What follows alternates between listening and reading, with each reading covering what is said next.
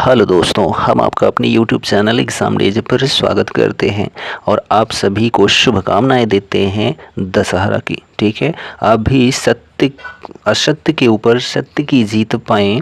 ठीक, यह शुभकामनाएं मेरी आप सभी के साथ हैं। तो चलिए आज का सेशन स्टार्ट करते हैं। यहाँ पर 100+ क्वेश्चंस देखने को मिलने वाला है और यह कंप्यूटर का चौथा वीडियो है। 3 वीडियो हैं, उनको आपने यदि नहीं देखा है तो जाकर देख लीजिए। 400 से 500 क्वेश्चन आपके कंप्लीट हो जाएंगे। ठीक, चलिए फर्स्ट क्वेश्चन है, कंप्यूटर डाटा के त्रुटि की पुष्टि करता है, कौन करता है?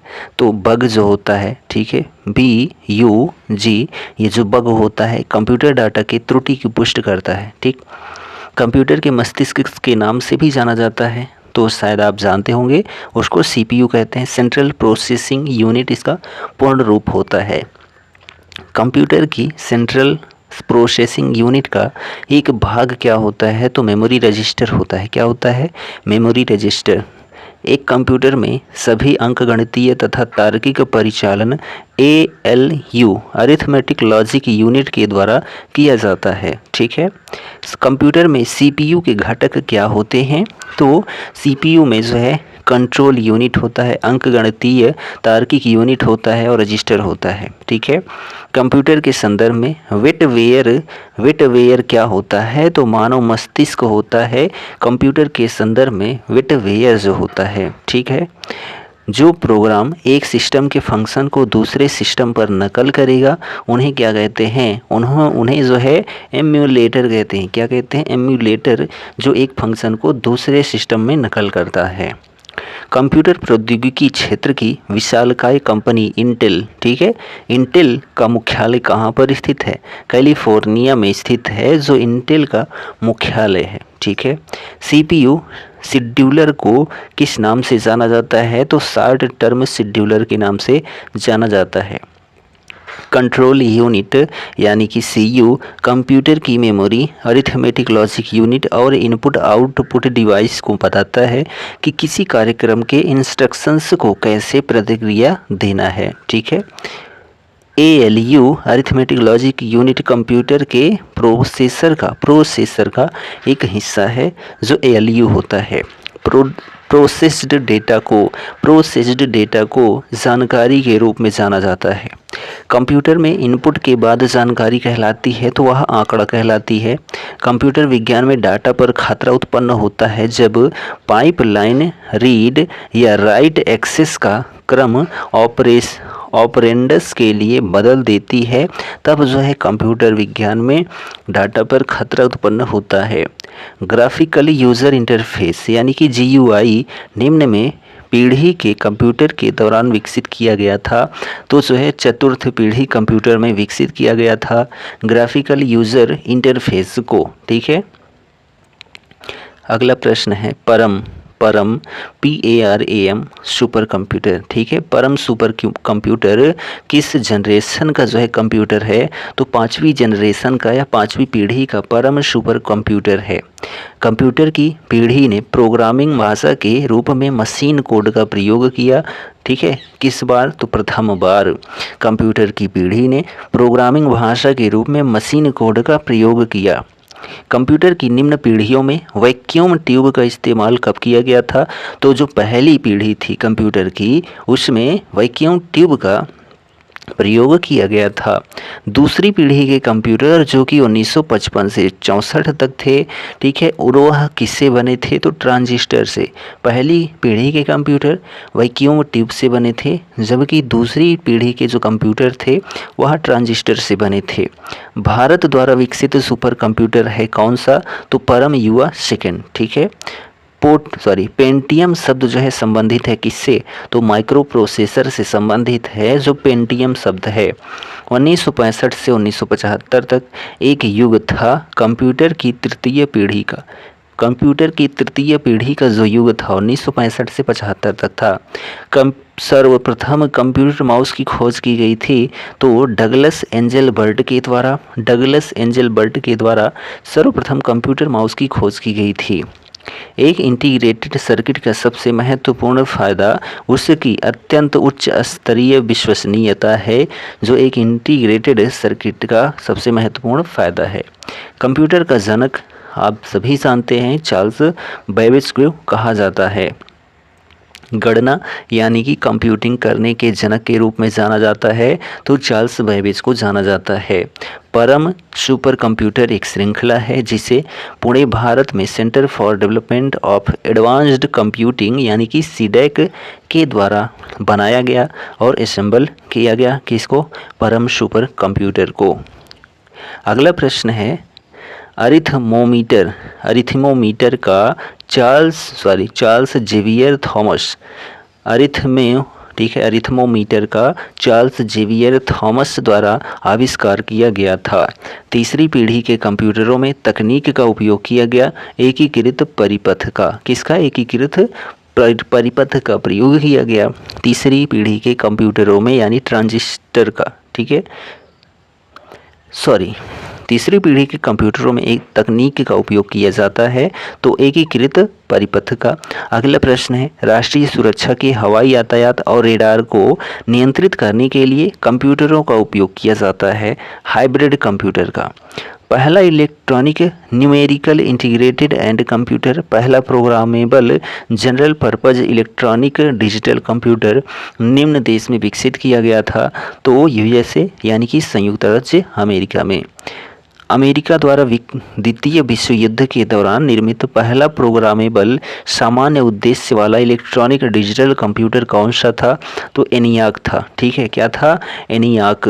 ठीक, निम्न में पोर्टेबल तथा ढोने में आसान है क्या? लैपटॉप जो होता है वह पोर्टेबल भी होता है और ढोने में आसान भी होता है।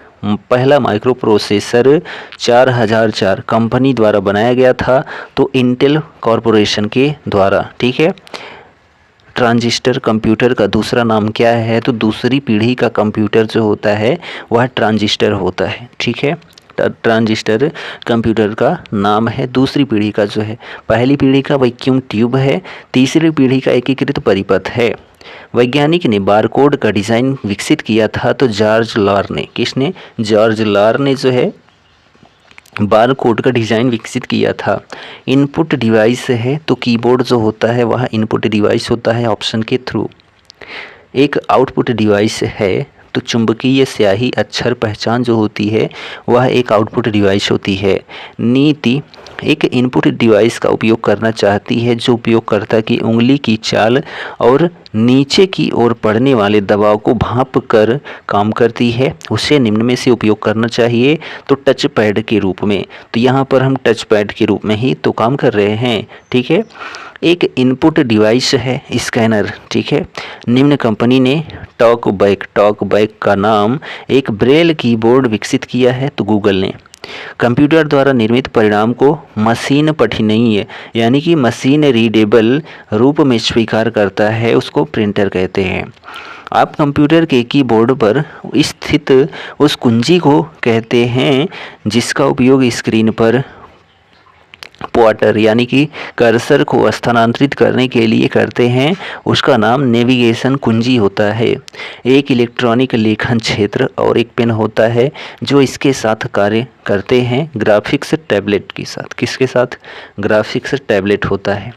अगला प्रश्न है विंडोज़ 10 पर वॉल्यूम बढ़ाने के लिए कुंजी को दबाना होगा तो फंक्शन जो 8 होता है, फंक्शन की 8 जो है उसको दबाना होता है विंडोज़ 10 पर वॉल्यूम बढ़ाने के लिए। कंप्यूटर कीबोर्ड में शिफ्ट और एल्ट कुंजियाँ मॉडिफायर कुंजियों के उदाहरण होते हैं।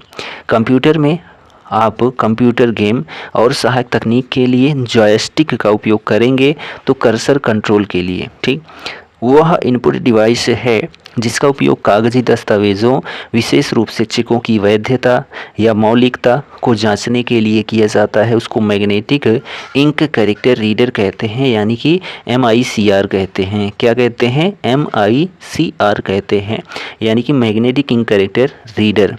उस डिवाइस या प्रोग्राम को क्या कहते हैं जो कंप्यूटर को टेलीफोन या केबल लाइनों पर डेटा संप्रेषित करने में सक्षम बनाता है, उसको मॉडेम कहते हैं। ठीक है, ऑप्टिकल डिस्क का उदाहरण नहीं है तो PROM जो होता है, ठीक है, PROM वह ऑप्टिकल डिस्क का उदाहरण नहीं होता है। किसी भी दिशा में कंप्यूटर स्क्रीन पर किसी ऑब्जेक्ट को स्थानांतरित करने के लिए उपयोग किया जाने वाला एक पॉइंटिंग डिवाइस है, उसको जॉयस्टिक कहते हैं। कंप्यूटर मॉनिटर को नाम से भी जाना जाता है। कंप्यूटर मॉनिटर को जो है वीडियो के नाम से भी जाना जाता है, यानी कि विजुअल डिस्प्ले यूनिट के नाम से भी जानते हैं। अगला प्रश्न है कि डॉट मैट्रिक्स जो है प्रिंटर का एक उदाहरण होता है। डॉट मैट्रिक्स जो है जो प्रिंटर होता है उसका एक उदाहरण है। ठीक, चलिए अगला क्वेश्चन देखिए, यहाँ पर है कंप्यूटर को निर्देश जो है इनपुट यूनिट से दिए जाते हैं, जो कंप्यूटर के निर्देश हैं। एक पोर्टेबल डिवाइस नहीं है तो डेस्कटॉप कंप्यूटर जो होता है यह एक पोर्टेबल डिवाइस नहीं है। सॉफ्ट कॉपी डिवाइस नहीं है तो प्लॉटर। मानक पीसी कीबोर्ड पर फंक्शन कुंजियाँ उपस्थित होती हैं तो कितनी? 12। ठीक है, जो फंक्शन की होती हैं वह 12 की होती हैं। कंप्यूटर प्रणाली में टाइप, जमा या संचरित किया जाने वाला डाटा क्या कहलाता है? तो इनपुट कहलाता है। ट्रैक बॉल उपकरण है तो इनपुट डिवाइस का उपकरण है जो ट्रैक बॉल होता है। निम्न उपकरण का उपयोग कंप्यूटर में डेटा एंटर यानी कि डाटा दर्ज करने के लिए नहीं किया जाता है तो मॉनिटर का। इनपुट डिवाइस का उदाहरण है तो वेब कैमरा। ठीक, एक पिक्सल कंप्यूटर स्क्रीन का सबसे छोटा प्रकाशित क्षेत्र है। 1 मेगाबाइट में 1024 किलोबाइट होता है। ठीक, यानी कि 1 MB में जो है कितना होता है? तो 1024 ठीक है KB होता है। अगला प्रश्न है कि पर्सनल कंप्यूटर में प्राथमिक स्टोरेज डिवाइस होती है तो उसको रैम बोलते हैं, यानी कि रैंडम एक्सेस मेमोरी बोलते हैं। ठीक है, अगला क्वेश्चन है हार्ड डिस्क किस प्रकार का संग्रहण उपकरण यानी कि स्टोरेज डिवाइस है? तो माध्यमिक है। 1 पेटाबाइट में कितना टेराबाइट होता है? तो 1024 टेराबाइट होता है 1 पेटाबाइट में। ठीक, 4 बिट्स का एक समूह बनाता है तो निबल बनाता है 4 बिट्स का एक समूह। 1 TB के बराबर कितने GB होते हैं? तो 1024 GB। कंप्यूटर शब्दावली में निबल को जो है आधा बाइट भी कहा जाता है। कंप्यूटर में डेटा की सबसे छोटी इकाई क्या होती है? बिट होती है। रजिस्टरों में संचित डाटा पर निष्पादित ऑपरेशन को क्या कहते हैं? माइक्रो ऑपरेशन कहते हैं। कंप्यूटर में इस्तेमाल होने वाला जो संग्रहण या उपकरण है वह क्या है? फ्लॉपी डिस्क है, छिद्रित टेप है या फिर हार्ड डिस्क है। यह कंप्यूटर में इस्तेमाल होने वाला संग्रहण कहलाता है। संग्रहण का मतलब कोई चीज़ रखने वाला जो उपकरण होता है। ठीक है, डाटा को रखने वाला।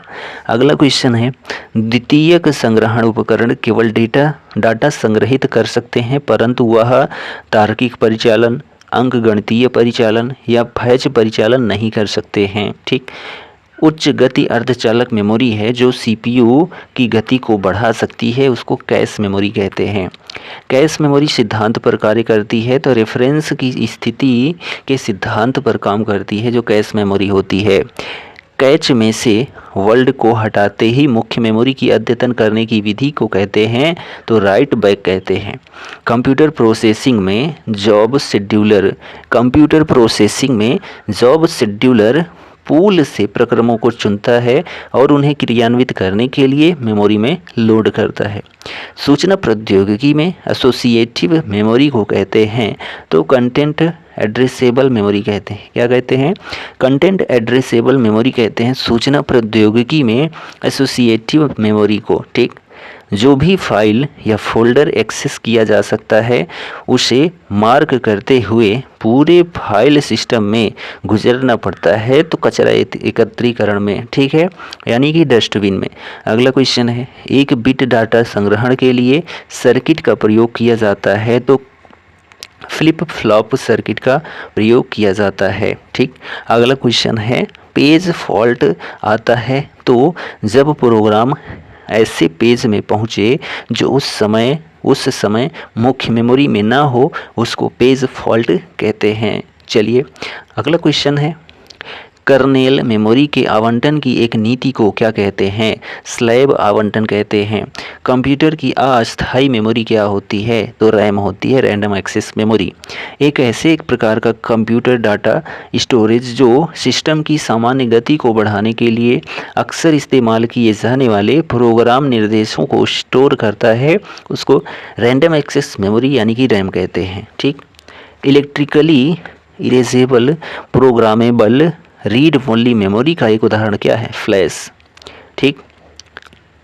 अगला प्रश्न है, किसी शब्द की लंबाई की माप की इकाई क्या होती है? तो बाइट होती है।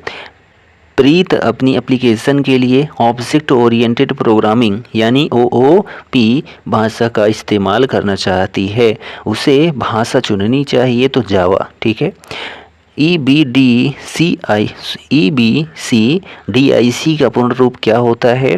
तो extended binary coded decimal interchange code होता है, जो EBCDIC का जो पूर्ण रूप है, extended binary coded decimal interchange code. ठीक।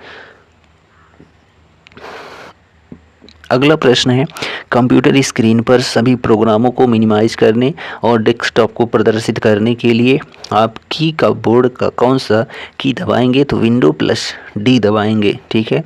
सी लैंग्वेज में लिखा हुआ पहला ऑपरेटिंग सिस्टम था यूनिक्स, जो है यह सी लैंग्वेज में लिखा गया पहला ऑपरेटिंग सिस्टम था यूनिक्स। ठीक। पाइथन एक व्याख्यापरक उच्च स्तरीय और सामान्य प्रयोजन वाली प्रोग्रामिंग भाषा है।